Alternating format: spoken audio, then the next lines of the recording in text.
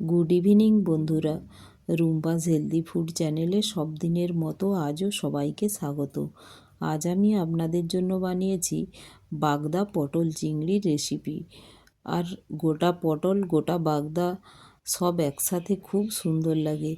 আর তার জন্য আমি বাগদা চিংড়িগুলো প্রথমে ভেজে নিয়েছি, আর চিনেবাদাম নিয়েছি, পানমৌরি, পোস্ত আর সাদা তিল, লবণ।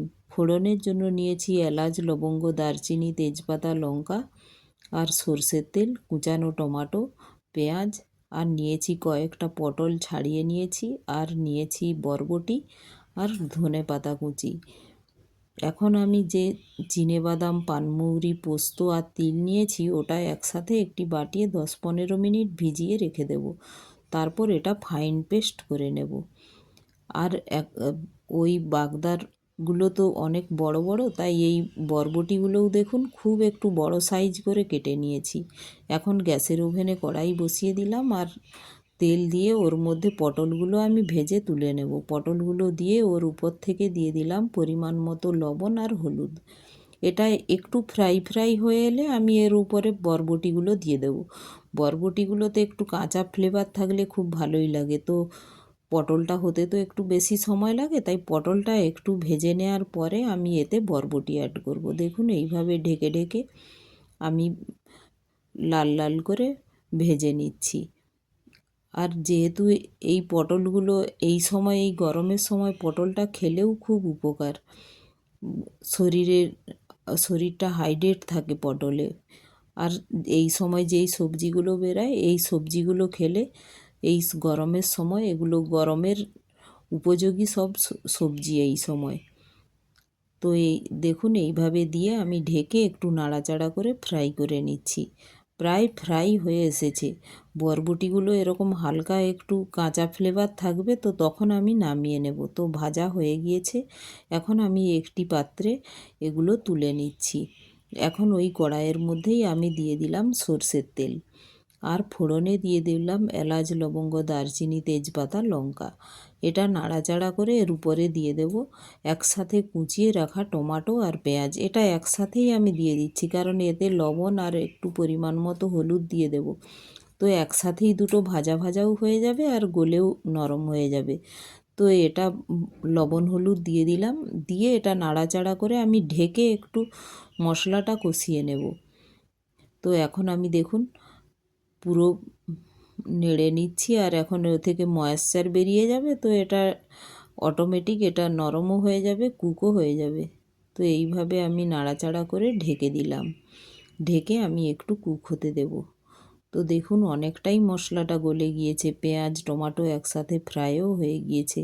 তো এই সময় যে আমি চিনেবাদাম, সাদা তিল, পোস্ত আর পানমৌরি দিয়ে একসাথে ফাইন পেস্ট করে রেখেছিলাম ওটা এই সময় দিয়ে দিলাম।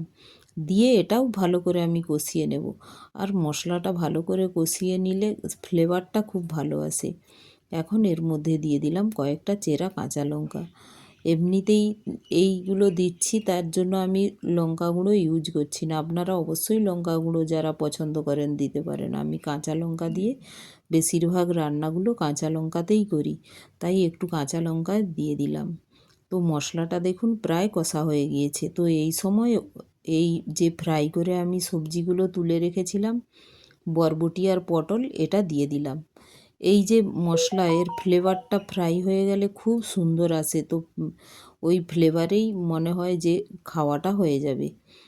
তো এইভাবে দেখুন মশলার সাথে ভালো করে কষিয়ে নিচ্ছি। কষিয়ে নিয়ে আমি চিংড়িটাও এর মধ্যে দিয়ে দেব। চিংড়িটাও এইভাবে মশলার সাথে ভালো করে নাড়াচাড়া করে আমি এর মধ্যে দিয়ে দেব জল পরিমাণ মতো। মশলাটার সাথে একটু ভালো করে নেড়ে নিলাম, যাতে এই মশলার ফ্লেভারটাও ওই সবজিগুলোর মধ্যে ভালোভাবে এসে যায়।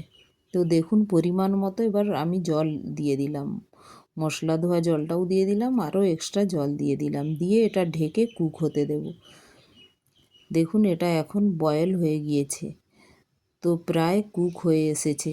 তো এইভাবে নাড়াচাড়া করে দেখব, এটা হয়ে গেলে তখন এর মধ্যে আমি দিয়ে দেব কেটে রাখা ধনেপাতাগুলো। দেখুন প্রায় হয়ে গিয়েছে, কালারটাও দেখছেন কত সুন্দর, আর একটু সাইডে সাইডে তেলও ভেসে উঠেছে। যেহেতু কম তেল, তো তেলটা অতটা বোঝা যাচ্ছে না, কিন্তু সাইডে হালকা তেলও দেখুন এসেছে, আর কালারটা দেখছেন কত সুন্দর হয়েছে। কাঁচা লঙ্কাতেও যেহেতু টমাটো আছে, টমাটোতে কালার বেরিয়ে এসেছে। তো দেখুন এখন রান্নাটা প্রায় কমপ্লিট। তো এখন আমি গ্যাসটা বন্ধ করে দেব। এখন দেখুন রান্নাটা কত সুন্দর হয়েছে। গ্যাসটা আমি বন্ধ করে দিয়েছি। তো একটি পাত্রে আমি ঢেলে নিচ্ছি। দেখুন এই ঢালছি, তাতেই মনে হচ্ছে যেন এক থালা গরম ভাত হলে খাওয়া হয়ে যাবে। তো এইভাবে আপনারা রুটির সাথেও এটা খেতে পারেন।